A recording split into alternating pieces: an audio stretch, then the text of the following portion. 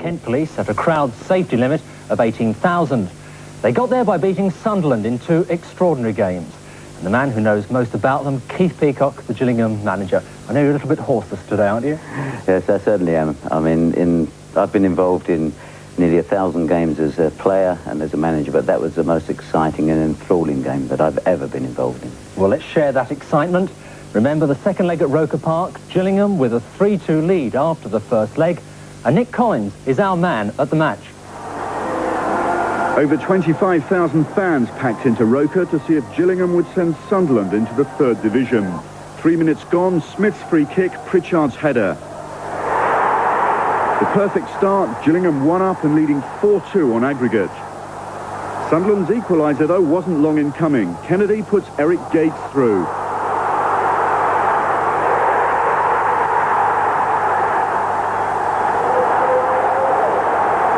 And the Sunderland celebrations continued when 5 minutes later, Doyle's cross and it's Gates again. 2-1 to Sunderland, 4-all on aggregate. Then more problems for Gillingham. Proctor's corner beats keeper Kite and Haylock handles on the line. Lancashire referee Mike Peck awards a penalty and up steps Proctor. Kite saves with his legs and Berry clears. The Sunderland bench looks suitably gloomy. Second half, Shearer sends Pritchard clear and he's sent tumbling. Again, the referee awards a penalty, eventually. Greenall's spot kick also saved, but after an amazing scramble, Cascarino gets the vital touch. 2 apiece and Gillingham back in front overall. But more drama to come. 2 minutes left and Bennett's header beats Kite. Gillingham 3-2 down, now it's 5-all on aggregate. 3 minutes into extra time, Elsie crosses, Cascarino on target. 3-all and now Sunderland must score twice to win. They did manage 1 through a Keith Birchin header. Final score 4-3 to Sunderland, 6-all on aggregate, but Gillingham through after scoring more away goals. I know you confided, Keith, that you had a few tears in your eyes after that one. Well, certainly at the end of ordinary time, because we'd come so close and the players really deserved to have won it. And with 2 minutes to go, just to be robbed like that, I must admit there were a few tears there, I think, for everyone on the bench.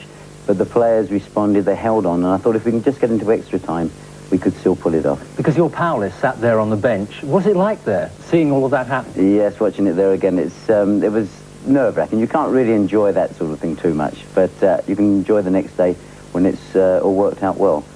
Gillingham really perhaps the villains of the piece, because Sunderland this morning have got all the highlights and the headlines. They're down.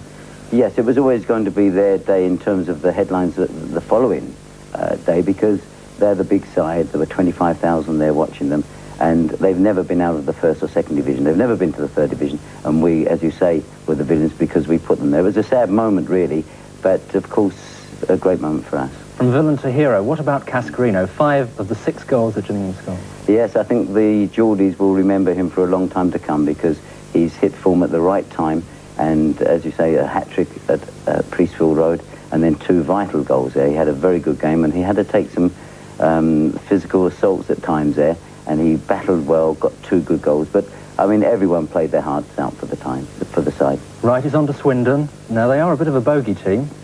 Well, I don't know so much about being a bogey side. I know they beat us 3-1 at our place, and we drew 1-1 down there. But we're very confident. Everyone's bubbling in the camp. They're looking forward to the game, and I think the whole of Kent, in the football sense, has come alive. Thanks very much, Keith. No.